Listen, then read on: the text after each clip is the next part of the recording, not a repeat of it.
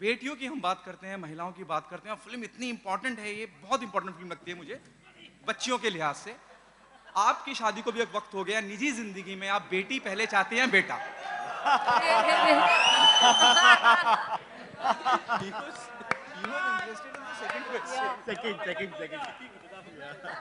अच्छा, अब मैं समझा अंकल। अचानक में भयानक कर गए अंकल। फंसाया आपने मुझे। पार्ट 1 तो आपने बाय दी वे पूछा है। पार्ट 2 पे इनकैश करना था आपको। It is my choice only. Actually is not my choice sir. जैसे डायलॉग है ट्रेलर में, मंदिर जाते हैं तो पूछते हैं क्या लाडू चाहिए क्या सीरो, जो भी मिलता है ऐसे करके ले लेते हैं। तो ऊपर वाला चाहेगा तो वो जैसे चाहेगा वैसे ही होगा मेरी लाइफ में, निजी जिंदगी में। But the first part of your question, I am really glad that you mentioned that. ऐसे थीम्स हैं, ऐसा नहीं है कि it is just a comedy. एक रेंडिशन इसका एंटरटेनिंग है, कॉमेडी है कि मतलब आप लोत के हंस रहे हो, लेकिन उसके पीछे जो सोशल थीम्स हैं, चाहे वो डाउरी है, डोमेस्टिक वायलेंस है, फीमेल इन्फेंटिसाइड है, the things that Divyang is able to communicate about with regards to these sorts of themes will hopefully reach you and resonate with you through all the entertainment and through all the laughter. आपको कुछ ना कुछ देगी, एक छोटा सा message देगी। और our hopes are that it resonates when you make a film with pertinent social issues in this way. You're always hoping that आपको, हाँ फिल्म बनाई गई है आपको एंटरटेन करने के लिए, लेकिन कुछ सब्सटैंशियल आपको दे के ही जाएगी, और ये हमारी होप है।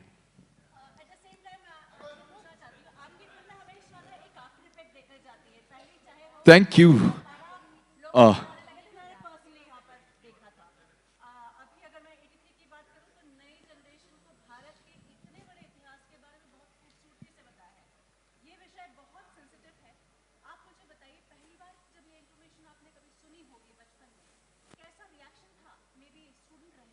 जी, हमें स्कूल में पढ़ाया जाता था। These are some of the very pertinent, very tragic and unfortunate reality. These things happen, and these are the social ills that are still prevalent, that Divyang has attempted to draw some light on and tell people in his own way. Divyang, you want to tell, what I found amazing about it is that, you know, you can't stop laughing in the whole film, but what it's actually talking about is something quite tragic.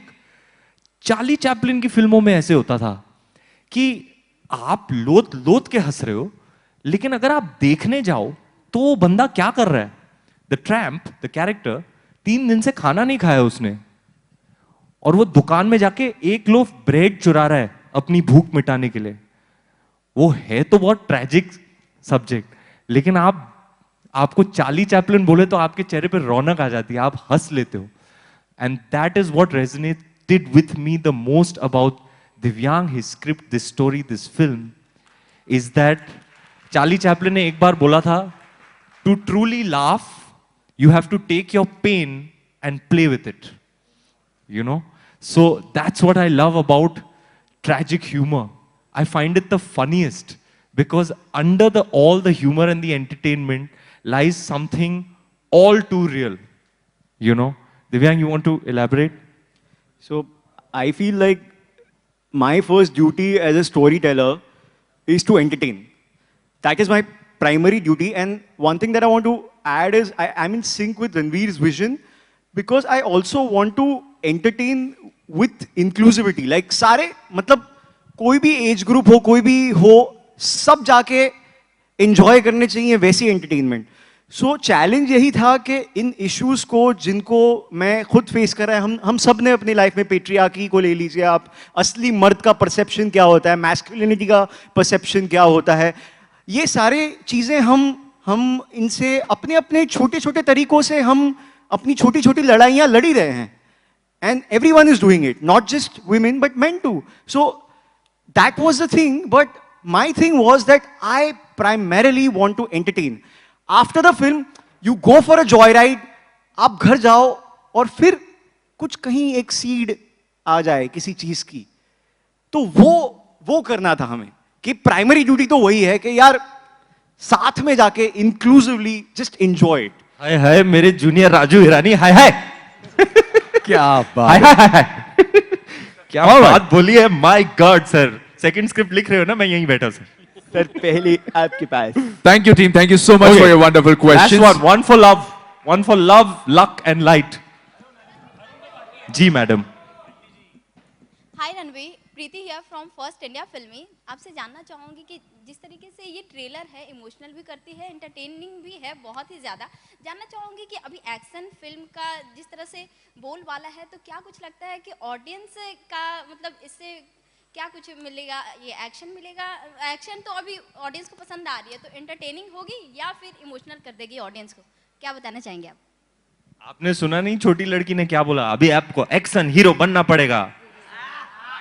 आप ये जयेश का action आप देखिए. Action का है बोल बाला. ओहो जयेश भाई प्रोड्यूस किया, आपने तो खोल डाला.